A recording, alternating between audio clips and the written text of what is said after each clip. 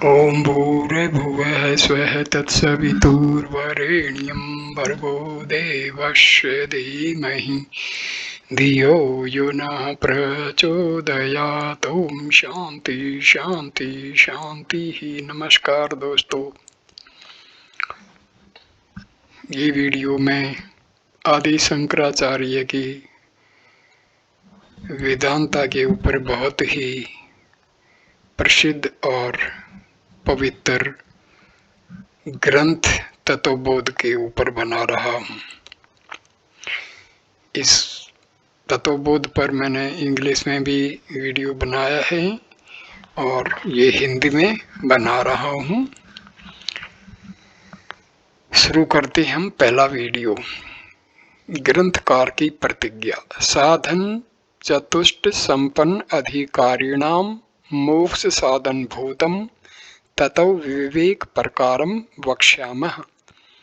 साधन चतुष्टय का ये मोक्ष के जो साधन चार हैं उन करके संपन्न यानी युक्त जो अधिकारी पुरुष हैं वे ही मोक्ष के साधक होकर तत्व विवेक के अधिकारी होते हैं। तत्व विवेक अर्थात आकाश, वायु, अग्नि, जल, पृथ्वी इन पंच महाभूतों के विषय अभिन्न रूप से प्रतीत होने वाला जो ब्रह्म जगत का उपादान कारण है, वही तत्वों का एकता से तथा माया के संगी होने पर जीव भाव को प्राप्त होता है उसका, तथा पंच महाभूतों का पृथक ज्ञान जिस रीति के द्वारा हो उसी रीति को इस तत्वबोध ग्रंथ में वर्णन करेंगे। शंका। साधन चतुष्टयम किम, अर्थ वह चारों साधन कौन से हैं। समाधान।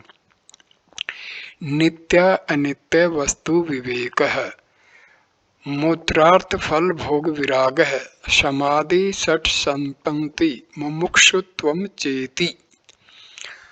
प्रथम साधन का नाम नित्य और अनित्य वस्तु का ज्ञान प्राप्त करना है।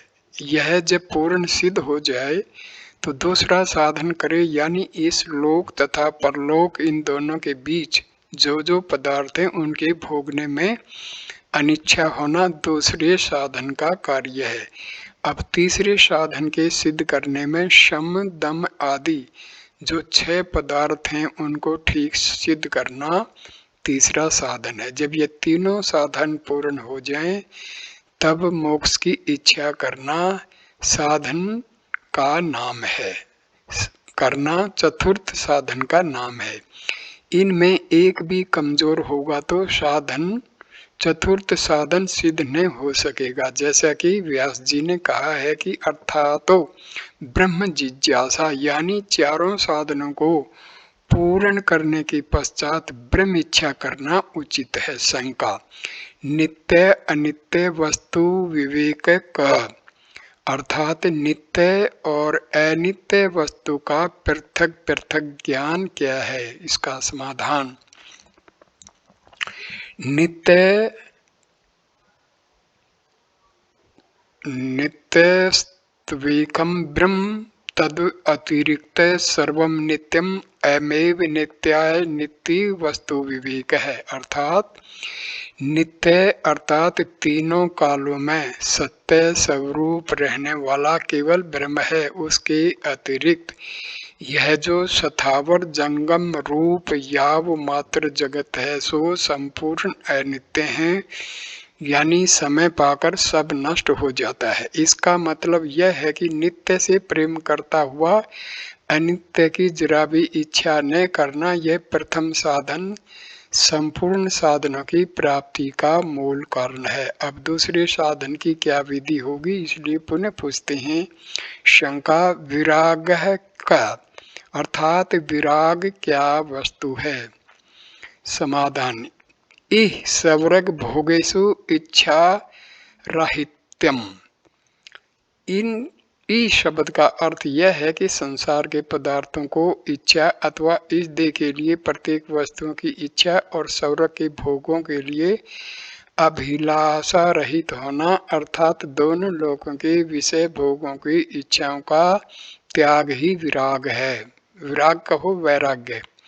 जब दोनों साधन तय कर चुके तब तीसरे साधन को पूर्ण करने की इच्छा से पुनः शंका करते हैं। प्रश्न, समाधि साधन संपत्ति का सम आदि की साधन संपत्ति क्या है? उत्तर, शम दम उपरति तितिक्षा श्रद्धा समाधानम चेति। शम 1, दम 2, उपरति 3, तितिक्षा 4, श्रद्धा 5 और समाधान 6, ये 6 समाधि साधन संपत्ति कहलाती। जब इस प्रकार के 6 नाम सुने तब इच्छा होती है कि इन शब्दों का अर्थ क्या है। इस घर से पुनः शंकाएं की जाती है। शंका, समय का अर्थात सम क्या चीज है? समाधान, मनोनिग्रह अर्थात जो मन को विषय वासनाओं से हटाकर एकाग्र करना, इसका नाम शम है। मन को वश करने के उपाय भी हो सकते हैं, जबकि उपरोक्त दोनों साधन पक्के हो जाते। जैसे मन में कोई पदार्थ खाने की इच्छा हुई तब पास में खरीदने के निमित्त द्रव्य न लेकर उस मोहल्ले में जाओ जिसमें कि इच्छित पदार्थ मौजूद हो और उधर से दैनिक आया जाया करो, परंतु खरीदो मत। फिर आपसे आप उन पदार्थों के खाने की इच्छा के बनिस्बन घृणा होने लगेगी। अगर मन की तृप्ति के निमित्त पदार्थ खाओगे तो यह तृप्ति अग्नि में घृत का कार्य करेगी। इसलिए वासनाएं जो मन में आती हैं उन्हें देखो परंतु भोगे नहीं, फिर आपसे आप मन एकाग्र हो जाएगा। शंका, दमः का अर्थात दम किसे कहते हैं? समाधान, चक्षुरादि बाह्य इंद्रिय निग्रह अर्थात नेत्र आदि जो बाह्य बाहर की ज्ञानेन्द्रिया उनको निग्रह वश में करना दम कहलाता है। यह कार्य तभी संपन्न हो सकेगा जबकि मन को अपने वश कर चुकेंगे,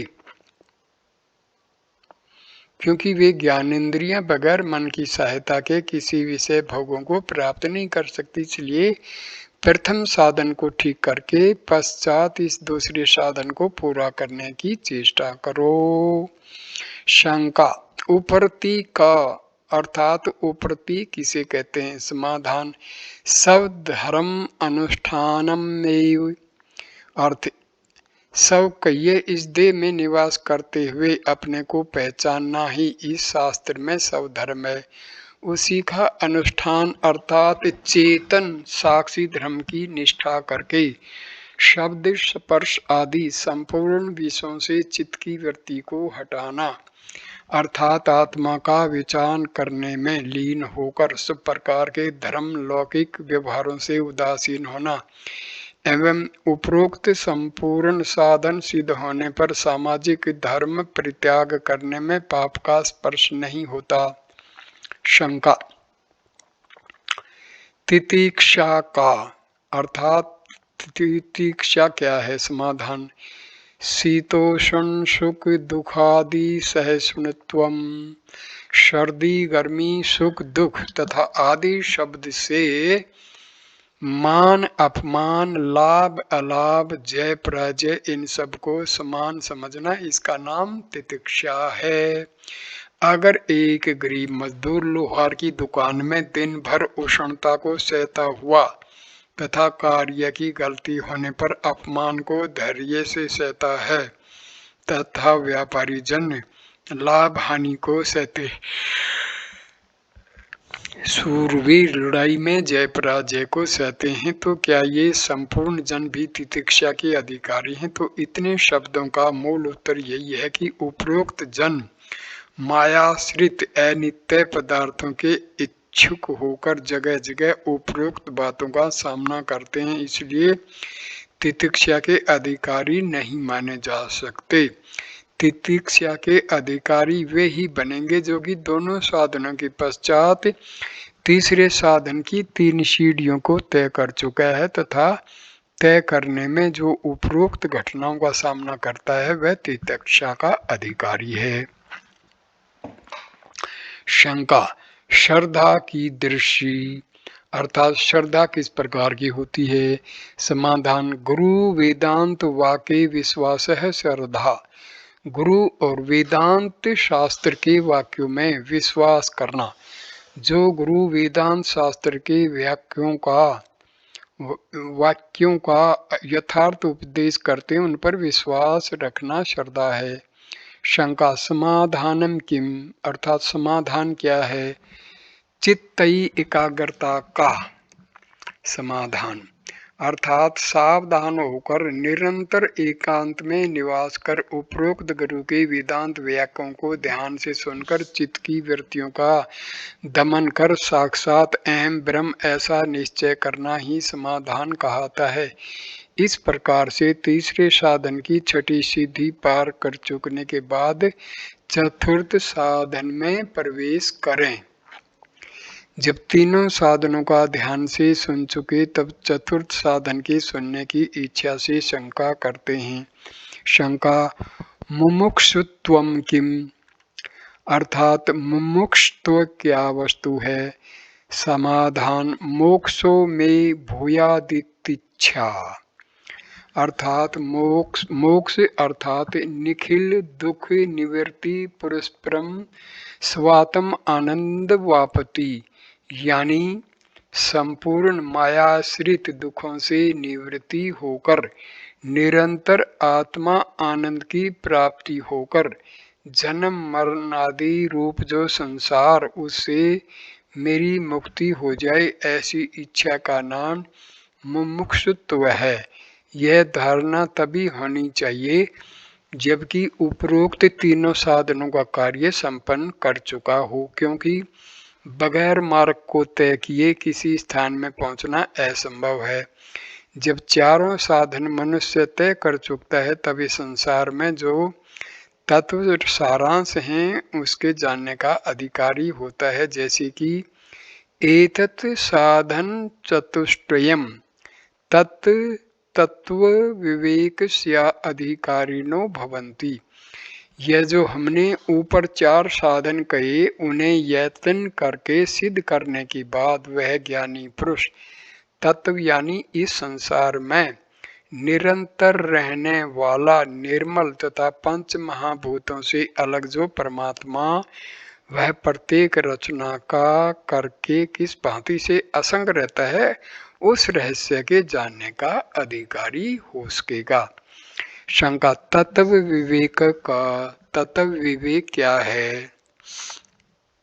शंका, आत्मा सत्य दन्य सर्वम मिथ्येति अर्थ है इसका, एक आत्मा सत्य है, उससे भिन्न जितने भी दृश्य पदार्थ हैं तथा नाम रूपात्मक द्वैत जगत या संपूर्ण यह संपूर्ण मिथ्या है। यथा इदम सर्व द्वैत जात द्वितीय चिदानंदात्मनि माया कल्पित्वात् मर्सैव आत्म विवेक पदार्थ सत्यम सच्चिदानंदयो हम समिति ज्ञानम तथा अन्यदपि ततो पदार्थयोर भेदगोचारन्ते कर्ण व्यक्तित्वम। इस प्रकार का जो निश्चय है वही तत्व विवेक है। अब इस शरीर में आत्मा किसे माने, क्या आँख कान नाक पैर अथवा प्राणों को या हृदय को अथवा मन, इस प्रकार की शंकाओं की निवृत्ति के हेतु शंका करते हैं। शंका, आत्मा कै अर्थात आत्मा किसे कहते हैं। समाधान, स्थूल सूक्ष्म कारण शरीर द्वितृक्त है पंच कोशातीत है सन अवस्थात्रय साक्षी सच्चिदानंद स्वरूप सन यस्थिष्ठति स आत्मा अर्थात इसका अर्थ है जिन इंद्रियों के आनंद को आत्मानंद मान बैठे थे वे सब भ्रम के कारण थे, आत्मा इनसे अलग ही है। जैसे स्थूल सूक्ष्म कारण शरीर से आत्मा को अलग जानो तथा पंच कोशों से भी अलग निवास करने वाला और तीनों अवस्थाओं का साक्षी तथा सत्य चित आनंद स्वरूप होकर बाहर भीतर निवास करता वही आत्मा है जिसे ईश्वर और ब्रह्म भी कहते हैं। उपरोक्त प्रमाण में तो आत्मा का शरीर आदि अवयवों से अलग ही निवास कहा, तब पहले शरीर के भेदों को तथा कोशादिकों को जानने की इच्छा से पुनः शंकाएं की जाती। शंका, स्थूल शरीरम किम, अर्थात स्थूल शरीर किसे कहते हैं? समाधान, पंचीकृत पंच महाभूतई कृतम सत्कर्म जन्यम सुख दुखादि भोगायतनम शरीरम अस्ति जायते वर्धते विपरिणमते अपक्षीयते विनश्यतीति षड्विकार द्वैत स्थूल शरीरम। इसका अर्थ है पंचीकृत अर्थात पंचीकरण किए हुए जो पंच महाभूत तीन से रचा हुआ, फिर कैसा है कि पुण्य व पाप रूपी कर्मों के साथ उत्पन्न होने वाला तथा उसी पुण्य व पाप रूपी कर्मों के फल सुख दुख आदि के भोगने वाला यह स्थूल शरीर है और अस्थि कहिए इस समय में मौजूद है और जायते फिर भी होगा, होकर के यह क्या करता है, वर्धते दिन रात बढ़ा करता है, बढ़ता हुआ भी विशेषता यह रखता है कि हर्ष में एक रूप को धारण नहीं करता, जैसी बाल्यावस्था में कैसी शक्ल रहती है, पश्चात युवावस्था उससे भिन्न रूप धारण करती है और वृद्धावस्था इनसे भिन्न रूप धारण करती है। यही नहीं, अपक्षीयते यह स्थूल शरीर रूपी घट प्रत्यक्ष क्षीण होता रहता है और विनश्यति अक्षीण होते होते यहाँ तक अक्षीण हो जाता है कि एकदम नष्ट हो जाता है, फिर होकर फिर नष्ट हो जाता है। ऐसा यह षड छह विकार वाला स्थूल शरीर है। शंका, सूक्ष्म शरीरम किम, सूक्ष्म शरीर क्या है? समाधान, अपच्चीकृत पंच महाभूतई कृतम सत्कर्म जन्यम सुख दुखादि भोग साधनम पंच ज्ञानेन्द्रियाणि पंच कर्मेन्द्रियाणि पंच प्राणोदय मनश्च बुद्धिश्च एवं सप्त कलाभिषय यस्तिष्ठति सूक्ष्म शरीरम। अर्थात अपच्चीकृत अर्थात पच्चीकरण से संबंध न रखने वाला और सिर्फ पंच महाभूतों के द्वारा निर्माण किया हुआ और पुण्य व पाप रूपी कर्मों से उत्पन्न सुख दुखादि जो भोग उनका साधन मात्र, फिर कैसा है कि उसमें 5 ज्ञानेन्द्रिय और 5 कर्मेंद्रिय हैं और 5 प्राण हैं और एक मन है तथा एक बुद्धि इंद्रिय है। इस प्रकार से जो 17 कलाओं मशीनों के सहित जो स्थित हो वही सूक्ष्म शरीर है, सो यह प्रत्येक देहधारी के अंदर व्याप्त है। इसमें जो ज्ञानेन्द्रिय तथा कर्मेंद्रिय कही वे कौन सी हैं, इनका कर्तव्य क्या, इसलिए शंकाएं करते हैं। शंका, 5 ज्ञानेन्द्रियाणि कानि, 5 ज्ञानेन्द्रिय कौन से हैं? समाधान, श्रोत्रम त्वक चक्षु रसना घ्राण स्मृति पंच ज्ञानेन्द्रियाणि। श्रोत्रस्य दिग्देवता तवचो वायु चक्षुषः सूर्य रसनायः वरुण घ्राणस्या अश्विनीविति ज्ञानेन्द्रियः देवता। श्रोत्रस्य विषय शब्दग्रहणं तवचो विषय स्पर्शग्रहणं चक्षुषो विषय रूपग्रहणं रसायनां विषो रसग्रहणं घ्राणस्य विषो गन्धग्रहणमिति। अर्थात इसका अर्थ है श्रोत्र कान त्वचा चमड़ा, नेत्र आंख, रसना जिह्वा और घ्राण नाक, ये 5 ज्ञानेंद्रिय हैं।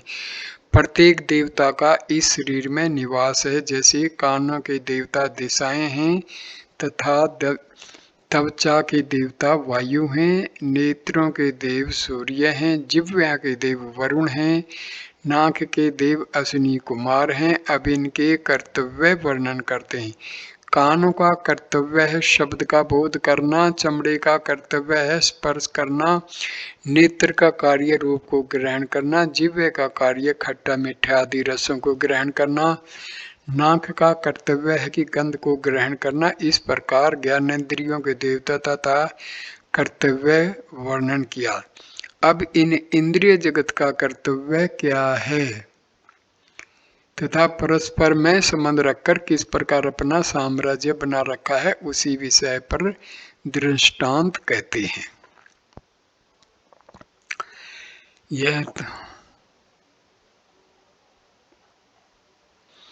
यह तो आप जानते हैं कि ज्ञानेंद्रियों के द्वारा ही यह शरीर सूक्ष्म से सूक्ष्म वस्तु को प्राप्त करता है, परंतु कैसे करता है। एक दृष्टांत, एक कामी पुरुष बैठा था कि एकाएक किसी तरफ से मधुर छम छम की आवाज आई। तभी शब्द को कानों ने सुनकर नेत्रों से कहा कि इस रूप को जरूर देखना चाहिए। फिर तो नेत्रों से न रह गया, उन्होंने शीघ्र ही कही हुई दिशा की तरफ देखना शुरू किया। जब वह कामिनी नजदीक आ गई तब उस रूप को देख प्रसन्न हुआ। उस समय नेत्र ने नाक से कहा कि इसमें कैसी बू है। उसने झट से रोग की तरह चिकित्सा कर बतला कि अमुक इत्र की खुशबू है। फिर तो क्या था, त्वचा ने चाहा कि इसे स्पर्श से शीघ्र स्पर्श करना चाहिए। जब स्पर्श कर लिया तब जिह्वेंद्रियों ने रस ग्रहण करने की इच्छा से उस कामिनी के अधरों में लगा हुआ थूक रूपी रस को ग्रहण कर मन रूपी कामी पुरुष ने अपनी इच्छा पूर्ण की। इस प्रकार यह परस्पर में कभी कोई आगे आती है कभी कोई। इसी विषय का और दृष्टांत कहें तो ग्रंथ का विस्तार होता है, इसलिए अब आगे का कार्य आरंभ करते हैं। तो इस वीडियो को हम यहीं विराम देते हैं। धन्यवाद दोस्तों देखने के लिए वीडियो। कृपा करके इस वीडियो को लाइक करना, कमेंट करना, शेयर करना और चैनल को सब्सक्राइब करना। धन्यवाद।